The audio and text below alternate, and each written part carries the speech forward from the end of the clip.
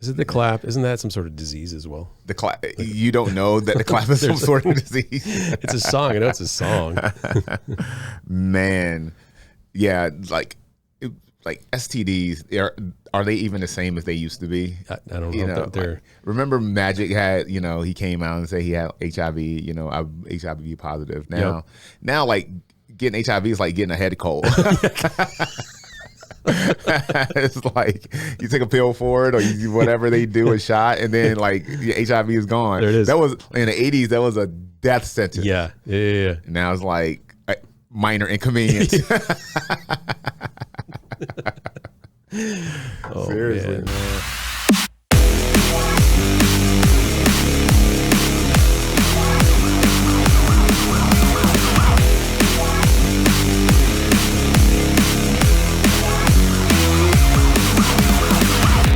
Welcome to another edition of the Alpha Geek Podcast. I'm your host. I'm Antoine Britt. And I'm Taras Denisenko, and we are back again for like the 10th time. Back again. Yeah, man. Like, I guess it's good things because we're all busy in good ways. You're traveling a lot, and my company is growing like crazy. So it's good things. We just gotta find a way to kind of rearrange our time in a way that we are on the same page at the same time. But, and plus we're old as shit too. So we got surgeries. A bunch of surgeries, like just random surgeries. You're old when you just wake up and you have a surgery that day that you didn't know you had. I text them. I was like, hey, what's going on, man? We're going to record this week. He's like, I can't do it. Got a surgery. I was like, what? He's like, for what? I'm like, I got a cataract. I was like, a cataract. Man, when did that happen? Like, I was like, what? But I will say it was genetic. So my sister I was predisposed. Is that the right term for it? I was going to get them, but and I was going to the eye doctor, and it's just, I'm definitely the youngest. I was the junior. I was the young stud in that cataract surgery. Man, dude, all downhill from here, dude. Yeah. It's crazy, man. We got a bunch of new news, a bunch of kind of older news that we didn't get a chance to get to, but I'm almost glad that we didn't, because the developments that we've had over the last week kind of give us a little bit more insight about why these things happen. And I'm talking about the cancellation of the Acolyte. Yep. So that was crazy in itself, because I didn't. All right. So going back to the loud minority. Yeah. And I don't care how loud a minority is, if the show doesn't get views and doesn't create the revenue that it needs to create, then we're not going to have any more show. Yeah. Well, that's what happened with Acolyte. And so there's a lot of people so I would say, and this is just me, I might be wrong, please correct me if I am, that the majority of people who watched the show real time had a bad taste in their mouth about the show. Yep. It was not received well. No. All right. So, but then you have the bias that happens when you have a project that is canceled, and there's like, oh, well, maybe if he would have given it more time, one more season, it was bad, but I feel like they could have, recovered from this and that. So I feel like we're getting a little bit of that. Yeah. But I still, the majority of people are like, all right, well, on to the next one. That show sucked anyway. It was terrible. Yeah.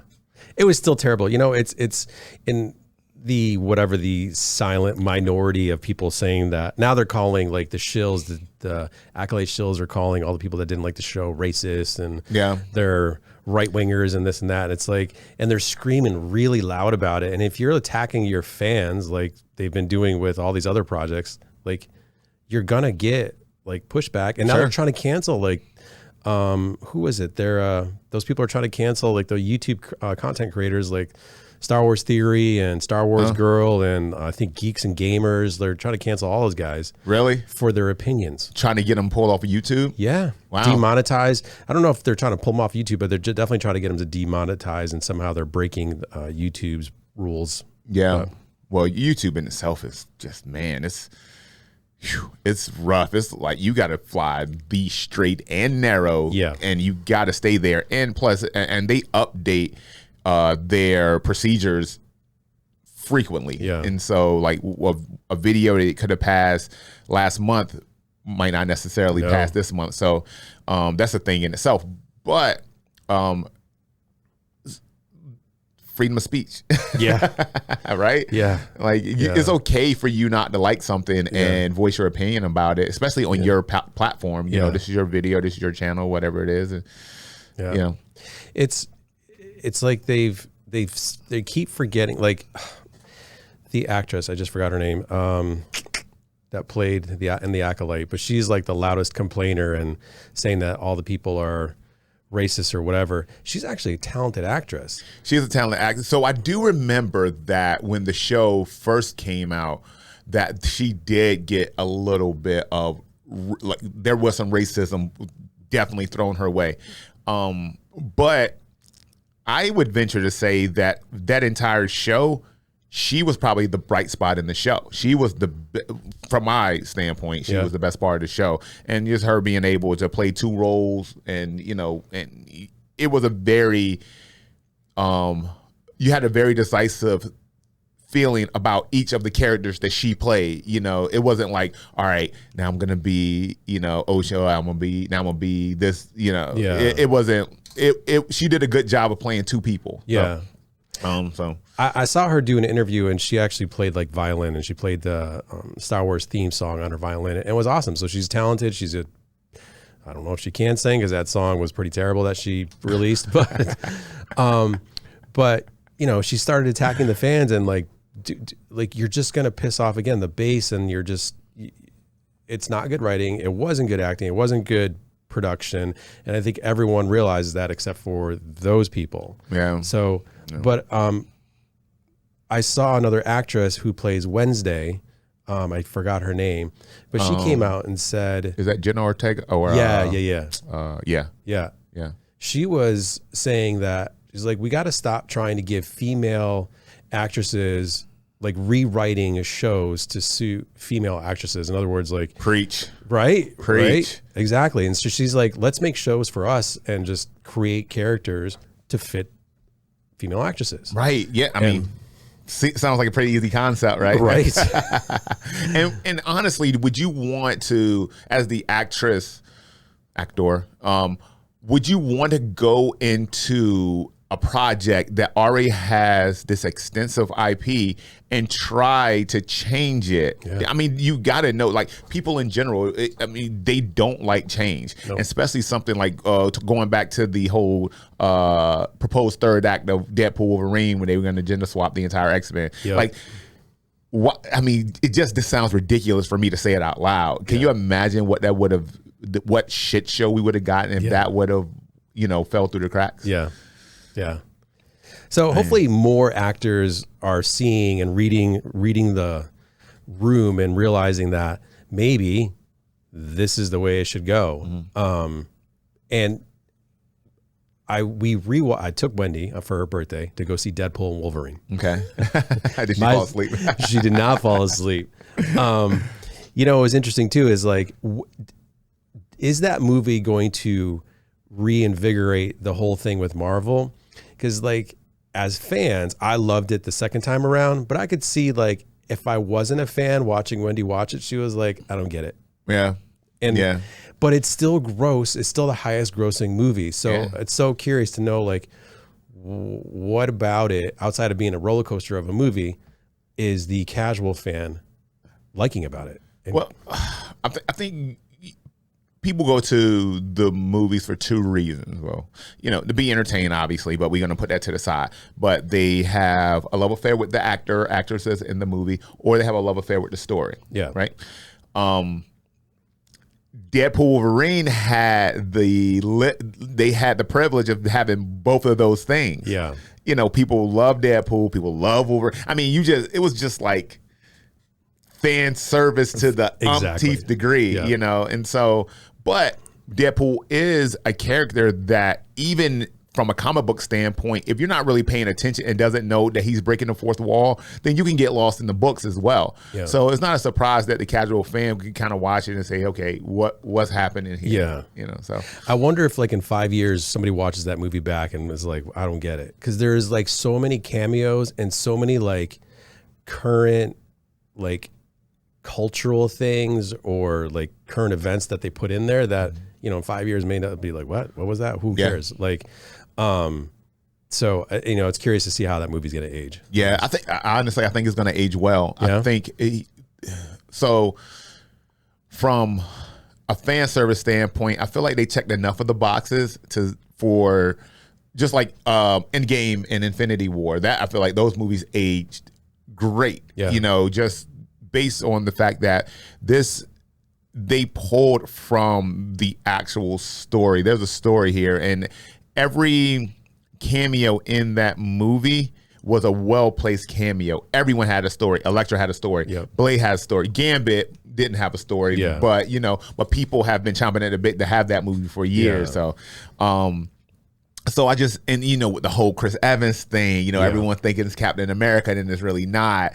Like, I just think they did a great job of giving the fans exactly what they needed to pull Marvel out of that slump that they're in. I do think that the coming projects, what is it? Captain America, Brave New World, that is coming out. And I do think that off of the weight of the success of Deadpool Wolverine, that movie is going to do better than it would have without it. Yeah. For sure. Yeah. You know, so, and I hope that they start going back towards, and my point, I guess, with Deadpool and Wolverine is like the cameos and the one-liners and all that, like the fan service portion of it. It would be nice to kind of, okay, this gave us a shot to get us going again. Now let's get back to writing a good story, filming, like just making a good film again. Yeah. So instead of, which circles back around to The Acolyte, it was just, it missed all the boxes, man. And it has every opportunity. In Star Wars,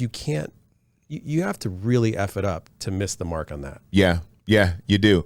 Because even like movies like Rogue One that didn't get a great response in the movies, they've aged well, and people go back and they enjoy those movies now.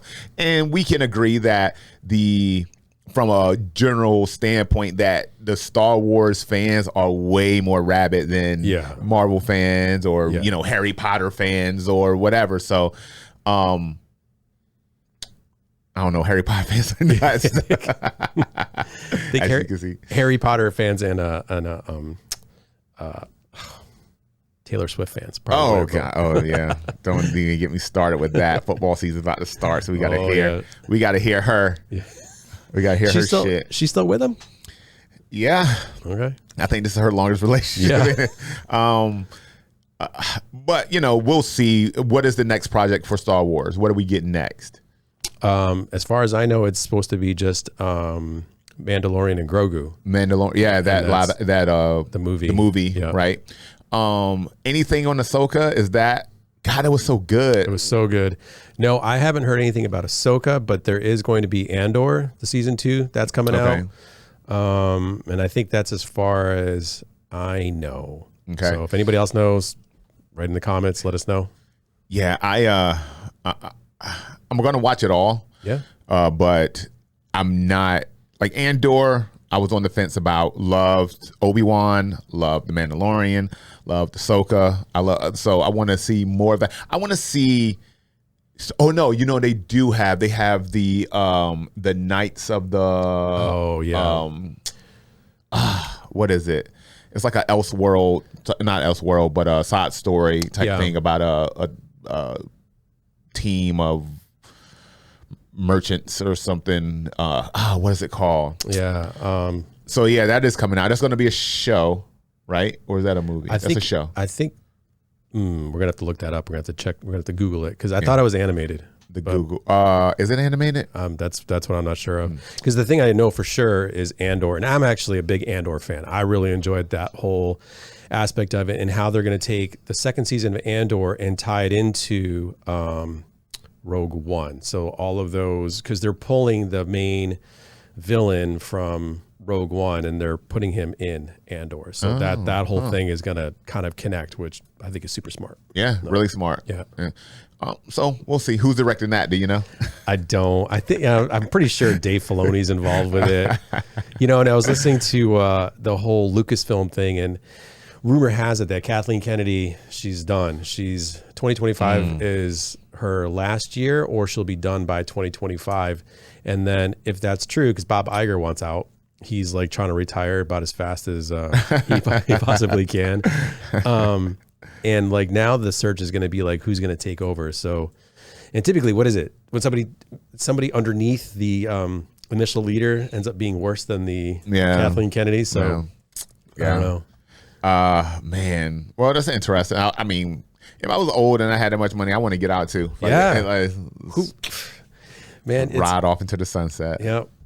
And somebody else was talking about Jon Favreau taking over Lucasfilm. And even though that would probably be really great, but I think Jon Favreau is better suited as a filmmaker than probably running a company, because I would imagine we all know we know what it's like running a company. And it's not always, you don't always get to do what you love. You don't get to be as creative. But as from a production standpoint, I think him, being in an executive producer role and still kind of being able to oversee some of these projects, and because I mean Favreau, he's as far as batting averages, the dude's pretty high. Seriously. So I would like to see that happen. It's just hard to tell. You never know what's going to happen. And we're, as the fans, we're always going to adjust, right? Yeah. We're going to, we're going to keep, consuming this content, and, whether it's good or bad, we're still going to watch it. We're still going to watch it because we need to know for ourselves if it's good or bad, I just finished season 1 of Terminator Zero. Oh, really good. Okay. Dude, really good. It's so good. It's animated on Netflix. It is a continuation of the Terminator story, but instead of it being, they're kind of playing with more of what happened present day instead of what's happening in the future about artificial intelligence. And it kind of speaks to what we're going through now, what's happening now with AI and how it could actually go. So it's funny, like every time movies like this come out, they seem just a tad more realistic, which is a problem because some of these things could happen. But, I enjoyed it. I loved it. I hope they do a second season of that. But again, going back to the whole Netflix thing, they're batting 1,000. So I can't think of any bad projects on Netflix, or it just showed that they're just it's okay. Yeah. Even Supercell, that show Supercell. Have you seen that? started watching the first episode. Even that one is getting. And I watched the first episode and I was kind of lukewarm on it. Okay. And I was like, I'm gonna give it another shot, and went back and watched it, and now I'm loving it. So it's kind of playing into like that whole The Boys, like what happens when regular people are actually get some sort of power. So, to circle back around to Terminator Zero, in relation to AI, I think last month there was an expo, if that's the right term to use, where all these robot manufacturers went to, I think, Shanghai or somewhere, I think China.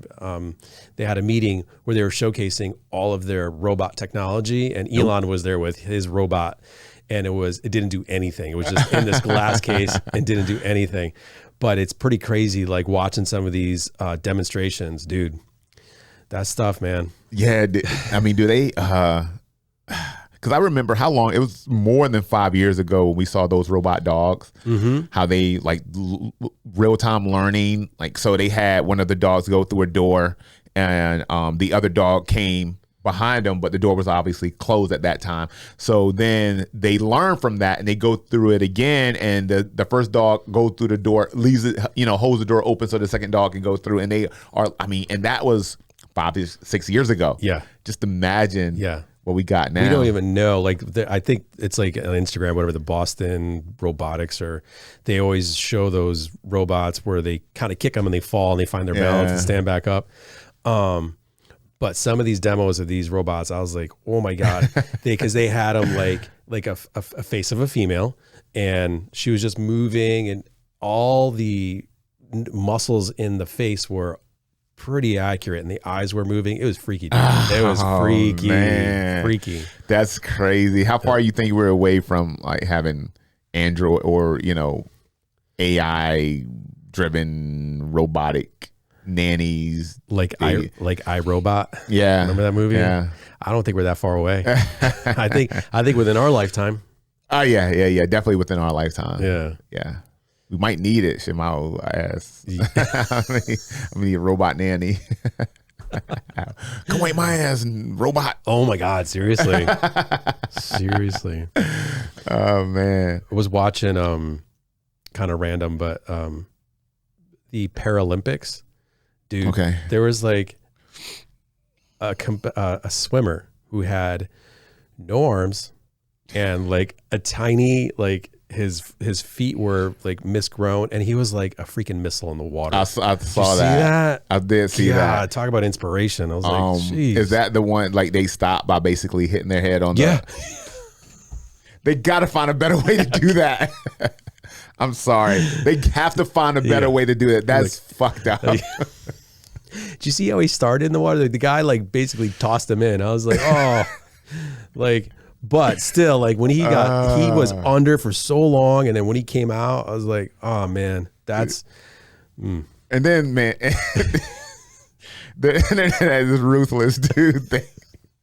On Instagram, because that's when I saw it for the first time on Instagram, and I was like, "What the?" At first, I thought it was like some fake video because I hadn't seen it before. And when he was, and like you said, he's a rocket in the water, but he comes to a dead stop head first, and I was like, that shit can't be real. So I went on YouTube and found the same video, and that's how they stop in the water. I was like, you got to run head first into a wall to stop. It's like why? In his head, some things you just shouldn't do if you don't have limbs, you know. And maybe swimming is one of them. Maybe. But. Yeah, how do you get in and out? Like the guy had to like toss him in. How do you get out? Somebody's got to hoist you out. Like, yeah, man. But shit, more power to him because like that's something that they, you know, the world like me, the world's telling them you shouldn't be doing this thing, and they're doing it. They're doing it. Yeah. So shit. Yeah. So sticking with the world of athletics, a local boxer is coming to the scope. Yes, November 8th. November 8th. I'm so excited about that. Keyshawn Davis, man. It's going to be a great, I mean, and we haven't had a local boxing, a big local boxing match here since Sweet Pea and Oscar De La Hoya. Yeah. Yeah, that was, what was that? Late 90s?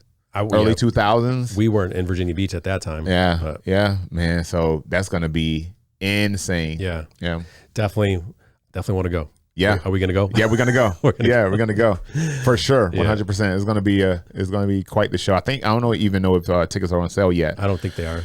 So they just announced the date like last couple days ago, I think. But Oscar De La Hoya, I guess he released a video on his own Instagram of him like wearing a jockstrap, all like on drugs with his girlfriend, like just new recently. This guy. I only found out like, and I tried to actually look it up because I was listening to Joe Rogan interview Russell Crowe, who's fascinating dude, by the way. Oh, I heard that shit. Cool interview. They were talking about it because Russell Crowe was talking about his movies when he was a boxer and like he's got so many injuries as an actor. Like I didn't realize the toll that, like I think about Tom Cruise, man, he's got to be like, invincible because he does all his own stunts. What was that? Was that Cinderella Man? Cinderella Man. Yeah, I think I couldn't think of it. Yep. Yeah, he does all his own stunts. There was another actor that gets beat to shit because he does a lot of his own stunts. I think Mel Gibson was another one. Yeah. He did a lot, and and they got to get in shape for lose weight, like Christian Bale. How skinny he got for some of his roles, and so Matthew McConaughey is another one. He was like in amazing shape, and he did where he got super skinny as well. Yeah.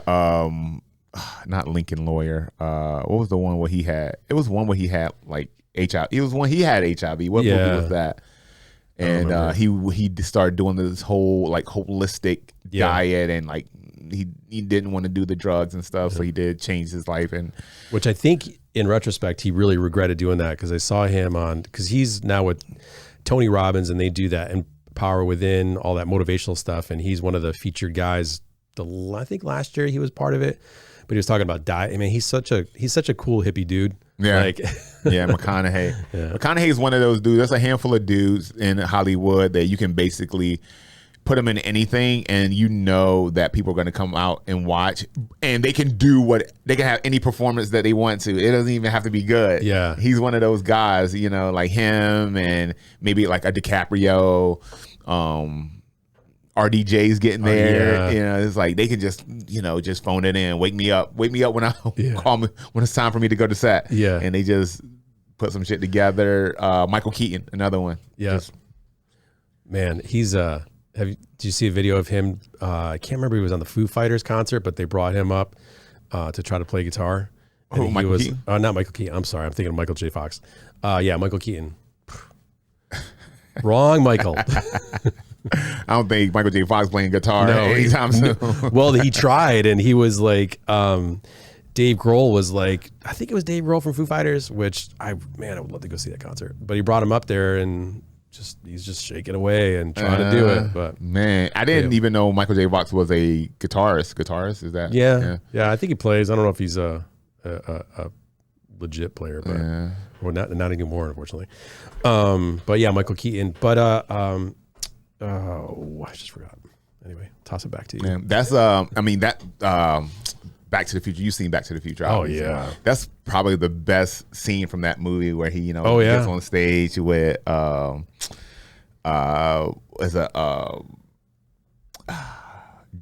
Barry. When he plays his brother, and he plays Johnny B. Good. Johnny B. Good. Yeah. And like the band kind of catches and just goes. I mean, that's an awesome movie. It's probably one of the best movies ever made. You know, and but you know, and it. Like, no matter, like, you can go back and watch it and still enjoy it. It's not like one of those movies where you go back and you're like, wasn't as good as I thought it was. Yeah. I remember for a long time, me and my when we get home from school, that was the only VHS tape we had, was Back to the Future. Wow. We watched it every day after school. Yeah. And then we burned that one out, and my mom got Back to the Future 2 and then Back to the Future 3 when they came out. So I just heard that people watch Harry Potter like every day. yeah. My wife, she watches Harry Potter every day, almost every day. She gets up early, goes to the gym, like 4:45, 5 o'clock. She'll get it done. Yeah. And then, but she doesn't have to be to work till now. She, you know, does a workout. She'll come home and do whatever she has to do for work. But you know, there's a couple hours to burn. And if I'm still there and I'm getting up and getting out of the house, Harry Potter's playing. And every day Harry Potter's playing. Yep. And it's usually like the OG one, and then every now and then there's the sequels, but usually it's the OG one. And she watches this shit. She does not get tired. She's one of those people who can watch the same movie over and over and over and over and never get tired of it. She read all the books too?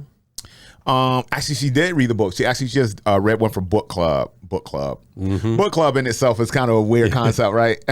Because like, you go and drink wine, eat charcuterie, and talk to your girlfriends, right? And finishing the book is optional. The only thing you actually came to do, and that's optional. Like, sometimes we finish it, sometimes we don't. Yeah. She's in like 9 different book clubs. That's hilarious.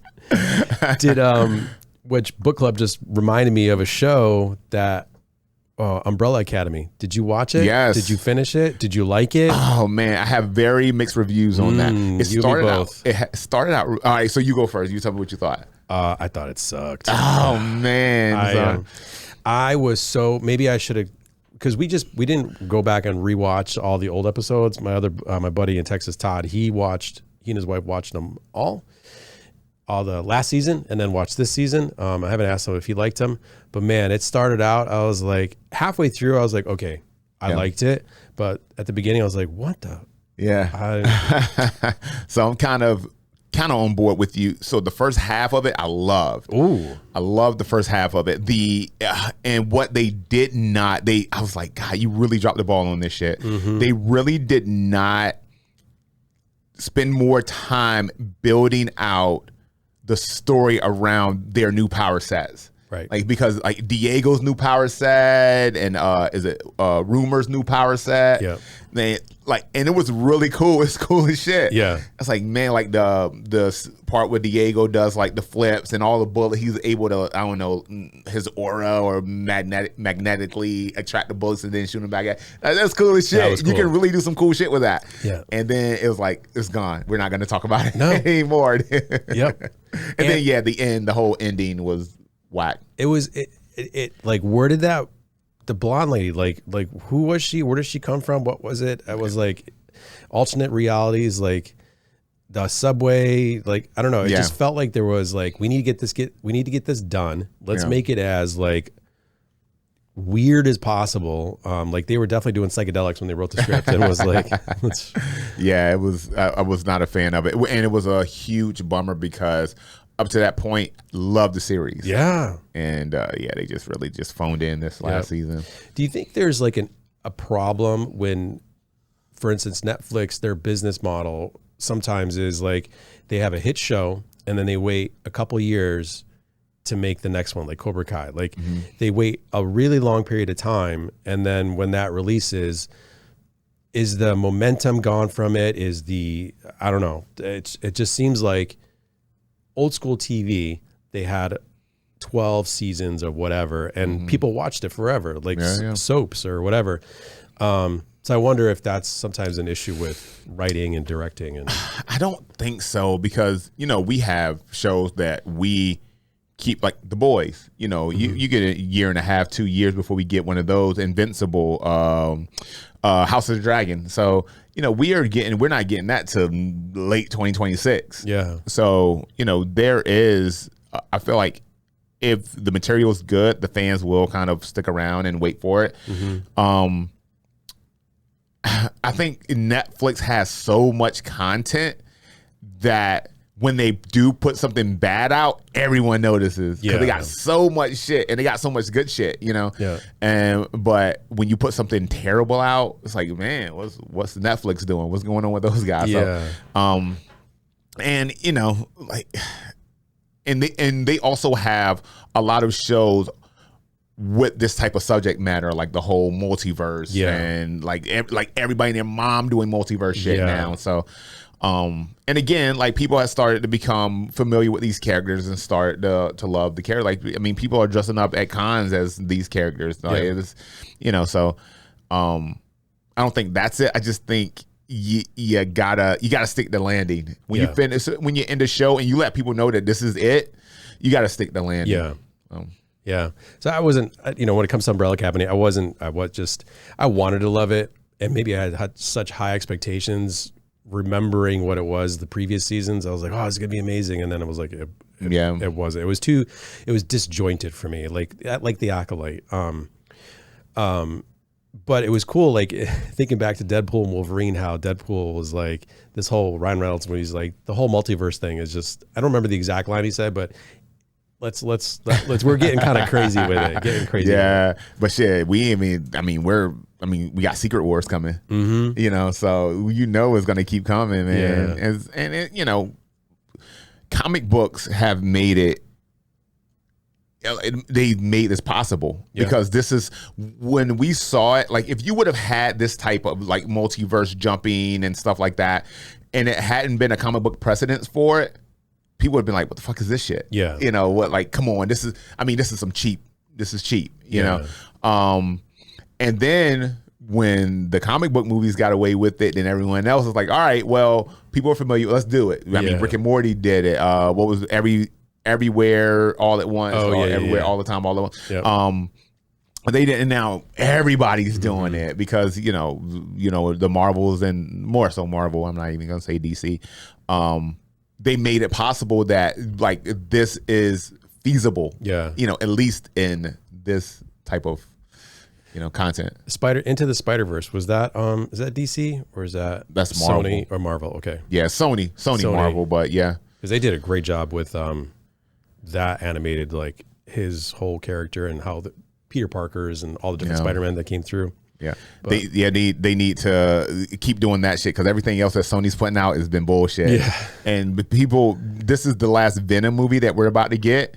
And people kind of recognize that these Venom movies aren't great, but they love Tom Hardy. Yeah. And they love the fact that he's so involved with this character. Like, he loves being this character. And so when someone has that much passion for something, of course, the people who love him are going to love what he does. Yeah. You know?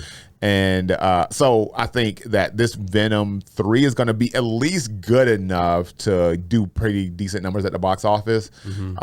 But the first 2 Venom movies weren't great. No. Morbius wasn't great. No. Morbius was terrible. What's the one? The one that's about to come out. The Hunter. Craven. Craven's about to come out. So the trailer does look cool, but we seen that the Morbius trailer looked cool too. Yeah. And then that ended up being a shit show. Oh, it's terrible. Madam Web. I mean, is so I Madam Web, like, I liked the first half of the movie, and then did you? I did. I actually did. I was like, oh, it's cool. Like, I know I did watch it on an airplane, so I was kind of like, got nothing else to do. It was either that or a baby crying next to you. Hugh Jackman, I guess, came out saying that he would love to see Tom Hardy play Wolverine. He was like, they were talking about him. What actor would you pass the gauntlet to? Oh, and man, like Tom Hardy. I don't know, man. And he was a huge fan casting for a long time. I don't know. I don't see. I mean, from a body build standpoint, yeah, but I don't know, man. And even Cavill, I don't even think. Well, man, I don't know if Cavill will be that great either. You know? His cameo appearance in it, like seeing it a second time around, I was like, damn, how he like just raged and was Jack, like, dude, like, with Jack. So awesome. yeah. I think Cavill is kind of like the front runner for recasting. So yeah, I don't know. It's going to be hard to recast that anyway. I mean, and Marvel, let's be real. Marvel doesn't do great jobs at recasting existing characters. I mean, they had to bring Robert Downey Jr. back to play Doctor Doom. Are you serious? Yeah. I mean, the more I think about it, and now that it's kind of growing on us a little bit, are you serious? Yeah. I mean, you got to bring this guy back. You got to pull this guy off the couch to pull you out of the fire again. Yeah. I watched a video somebody put up of him doing the reading of Iron Man, and man, as soon as he did that screening or whatever they do as actors, it was like, perfect role, man. Perfect role. How he handled it, because he was playing just him. I don't want to say himself, but he himself has that whole aura about him. Yeah, no. It was rumored. Remember this rumor that John Hamm was gonna. That was a role John Hamm. They were looking at John Hamm to play that role. No, And obviously there's no better casting than RDJ for that role. So I'm glad it didn't happen. But man, I think John Hamm would have been great as Doomsday. Yeah. Or Doomsday, Doctor Doom. Yeah. So, man, I guess it's going to be. So there is a story where Doctor Doom and Tony Stark do swap bodies. Yeah, I did hear that. There is a story out there, so they can make it happen, especially since you're doing all this multiverse stuff.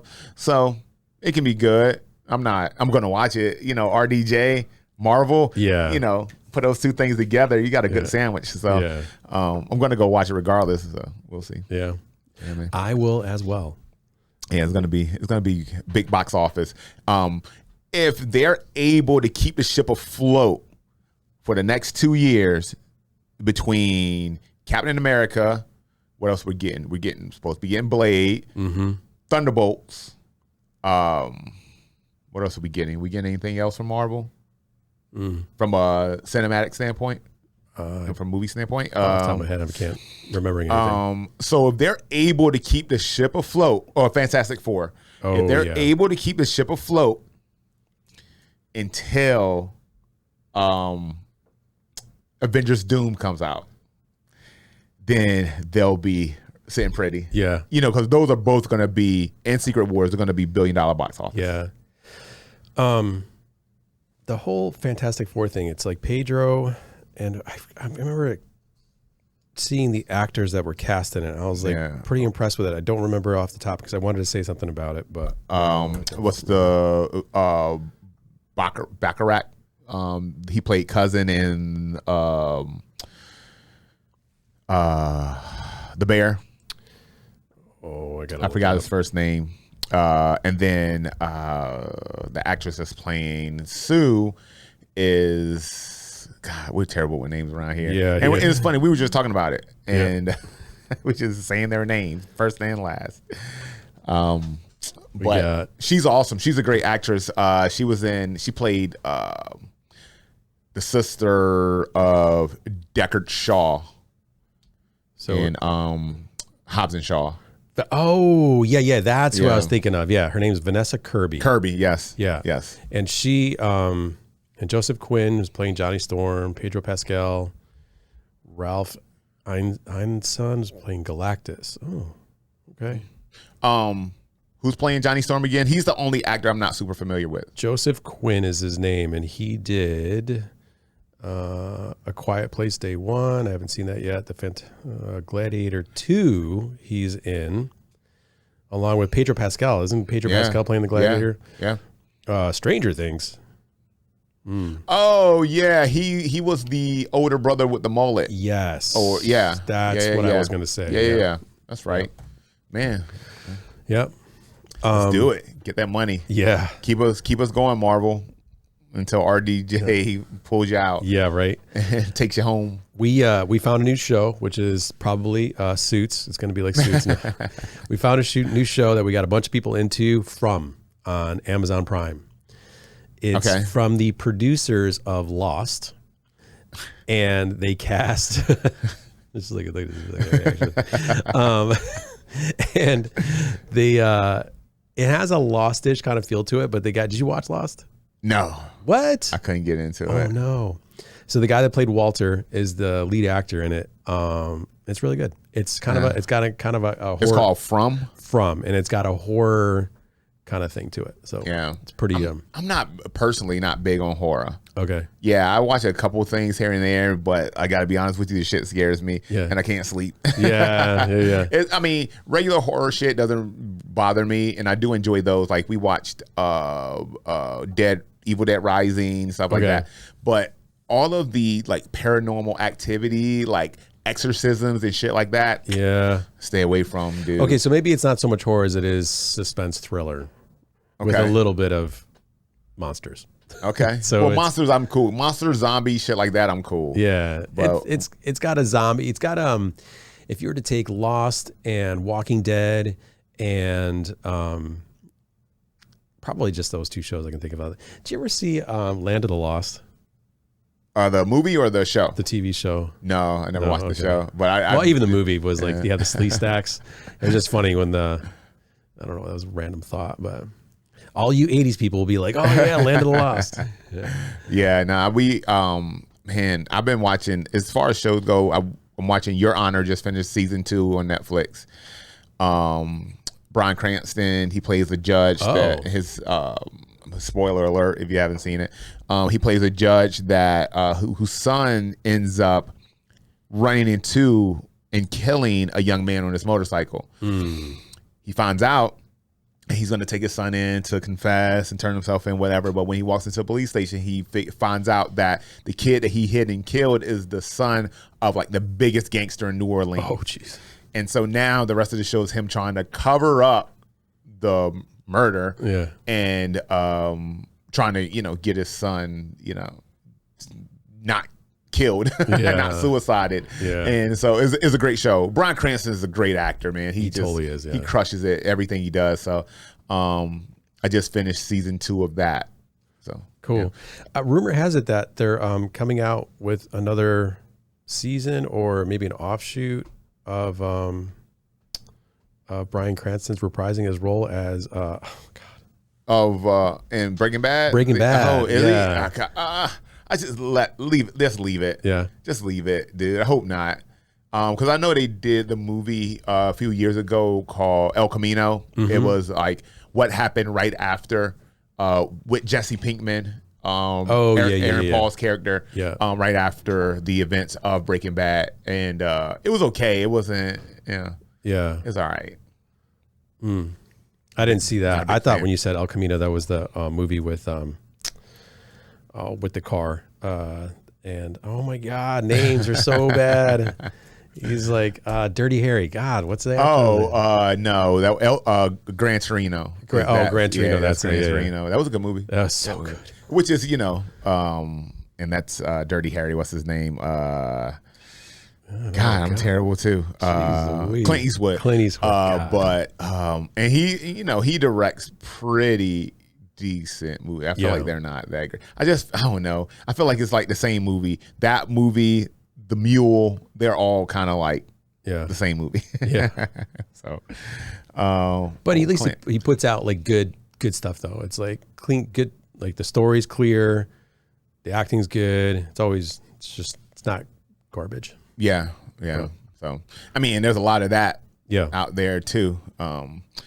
Coming up, what do you got on your radar as far as shows you want to pick up other than that?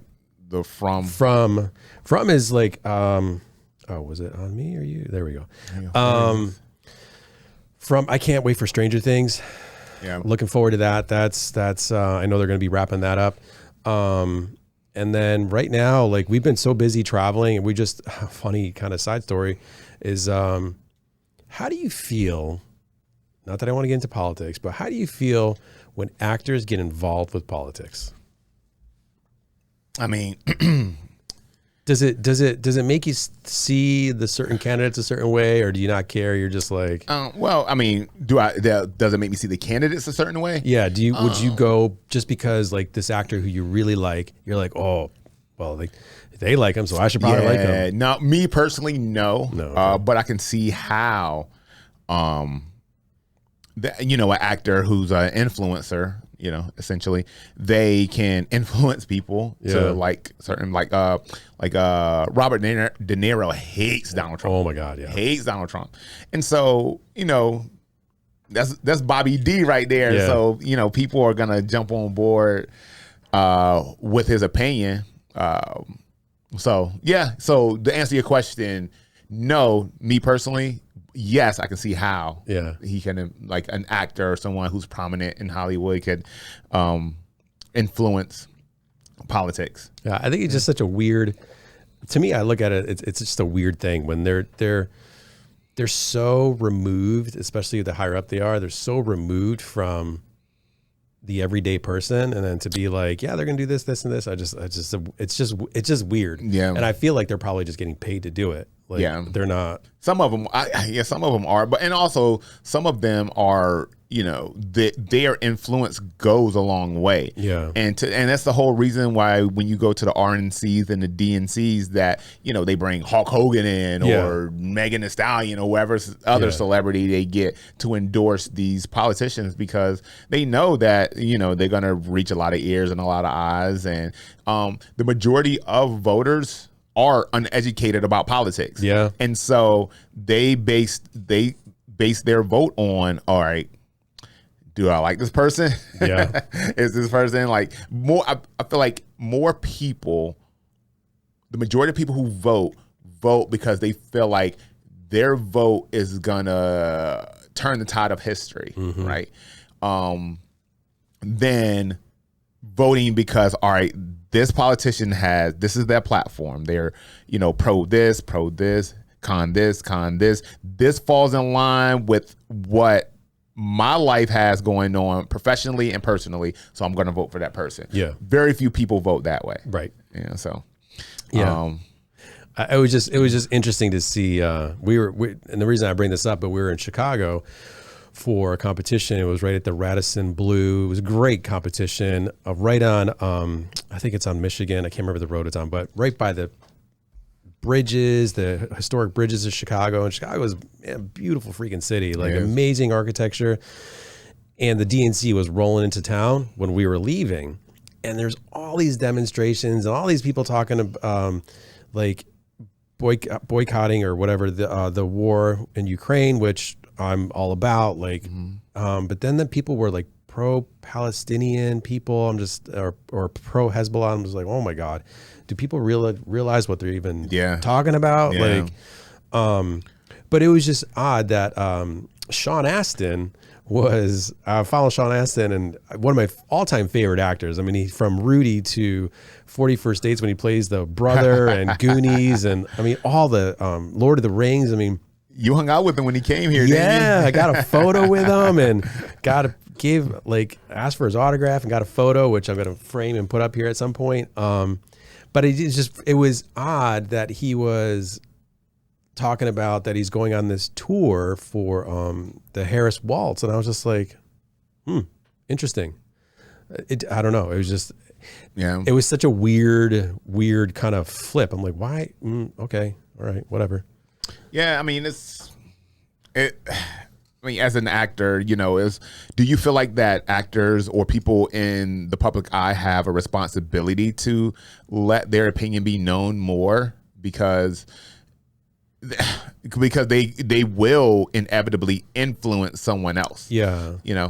But it's like, for me, I guess selfishly, I want to know him as his characters. Yeah, won't give a shit about your political views. I don't care. Like, so like, I'd rather, I want to remember you as Mikey from Goonies, or Rudy from Rudy, or the weightlifting brother that was in 40 First Dates. I'm like, and so I don't want to say it ruins it, but I'm just like, yeah, it takes a little bit of the magic away, I guess. I see what you're saying. Yeah. And, like the majority, like we just talked about, the majority of those people are going to be influenced. There's a lot of us, though, that are just like, we don't give a shit. Yeah. We don't care what you think. I don't care. We like, yeah.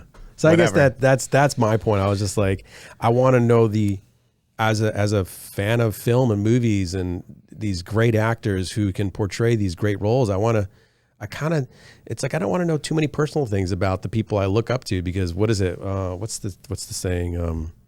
Once you meet your heroes, you're usually let down or whatever. Yeah, don't meet your heroes. Yeah.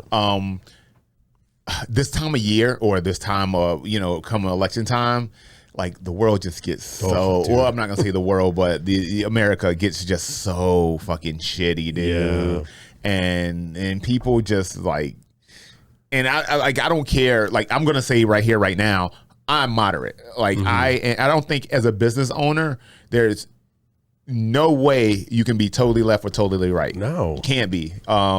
So with that being said, like, people like us are able to have a little bit more impartial eye to what is happening from a political standpoint in the United States. But it's just so fucking weird, man. Weird. Like, people fucking lose friends around election time. They lose family members. Like, people talk shit on Facebook and Instagram, and they don't talk to their brother for like 6 years after that.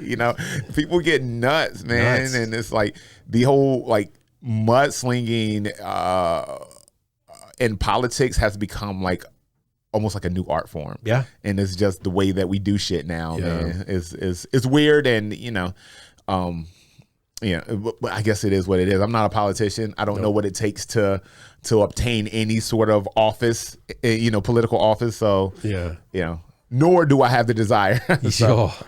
Dude, it's like, you got to be. I think I was listening to somebody talk about the most successful people are sensitive, because I guess there's this thing with Mark Cuban and Trump, and they're like arguing with one another, but both high profile business people. And in the business world, they very much respected each other. And now Mark Cuban hates him. Really? And it was like, yeah. And so they were talking about that, whether it's Elon or Trump or Mark Cuban or it's PBD, Patrick Bet-David. He's got a cool YouTube channel, but he's like a really successful insurance salesperson. He was talking about the highest people in the highest places are typically sensitive. Not sensitive like their feelings get hurt, but they're sensitive to their circumstance. So if they get slighted, they will hold a grudge. Oh, yeah. And they will carry that chip on their shoulder until... I believe that. I'm the same way. Oh, really? I'm the same way, dude. I'm one of those people, like, I give you the benefit of the doubt, but if you fuck me, it's a wrap. And it's like, you'll never, ever, never again, dude. Yeah. And I've always been that way. Okay. Always been that way. And so... Guess that's why you're successful. I feel like I'm doing okay. I'm doing all right. So, So But it was interesting to because you would think that in politics, like it's a dirty business, man. Who would anybody? I would, man. It ain't worth it. But yeah, I agree with you. It's like more moderate. Like we're trying to run a business and provide a service to a variety of people, and I don't care what a person's political view is. Yeah. Just if you enjoy dancing. Yeah, I mean, you enjoy dancing. That's all I want to hear. I take the bartender stance. Like bartenders never talk about money, politics, and religion. Yeah. Nope. Just leave those three things alone. You'll be all right. Yeah. Yeah. So, but you got some news on you got yourself getting the cookie business. Yes. We're opening our first shop. So I know it sounds like this is a repeat from a show about a month ago, but so we've been opening the pop-up shop every Wednesday here in Virginia Beach, and we've been selling out almost every Wednesday, and open one day and we crush it. So and that was just a way for us to just grow brand awareness. We will be opening our full-time shop next Wednesday. Wednesday will be September 11th at Farmhouse Brewery. Now, if you're familiar with the Hampton Roads area, Virginia Beach area, then you know about Farmhouse. Farmhouse has been a staple in Virginia Beach, in Hampton Roads for about the last 8 to 10 years. It's a cool place to go. It's to have beer, to just be festive, just hang out with your friends, and craft brewery. There's a bunch of them in town. Farmhouse is one of the more popular ones. So we got an Airstream, one of those old school Airstreams, gutted it, built it out, and it's gonna be a cookie shop, warm cookie shop. So we're going to be doing warm cookies, 4-pack, 6-pack, 8-pack, singles, whatever. We're also going to be adding warm pretzels. Warm pretzels to those big giant soft warm pretzels that everyone loves. We're going to be adding those to the menu, and churros as well. Nice. We're going to do that and finish out fall. And in December, we're going to be adding paninis, gourmet paninis, and house-made chips.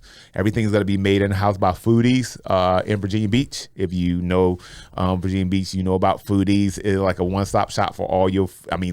Patrick McBray is probably the best chef that I've ever been in contact with. The dude is a dynamo when it comes to. And that's right on Lynnhaven, right? Right on Lynnhaven, 1060 Lynnhaven Parkway. Go check Foodies out. But he's been nice enough to help me out, and we're gonna be making fresh sandwiches, and he's gonna be making house-made chips for me. He's gonna be making all my sauces. So cool. It's gonna be super legit. I'm super excited about it. So if you're in the Virginia Beach area next Wednesday, come on by from 4 to 8. Farmhouse Brewery, I believe, is 1805 Kempsville Road, Virginia Beach. So. And how long are you going to be there? What are the hours? Hours going to be Wednesday through Friday from 4 to 8, and then Saturdays from 2 to 8. Okay. Yep.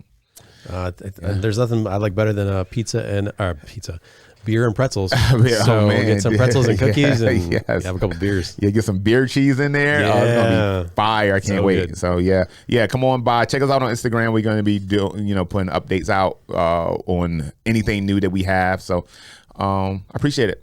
Cool. Yeah.